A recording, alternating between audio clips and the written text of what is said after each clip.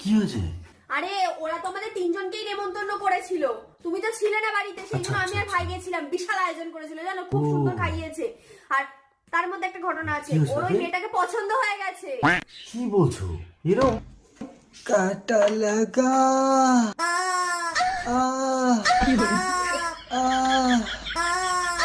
এটা কি জিনিস নিয়ে এসছো? আরে ভাইকে এটাই তো আজকে কিনে দিয়েছি, সফট টয়। খুব সফট। সফট করে চুমু খাচ্ছে। এটা কি? এটা তোর? এটা আমার পার্টনার। ও মা, পার্টনার আবার ডাকছে। করে পার্টনার ডাকছে। যেরকম তোমার ভাই এরম, সেরকম ওর পার্টনার হয়েছে এরম।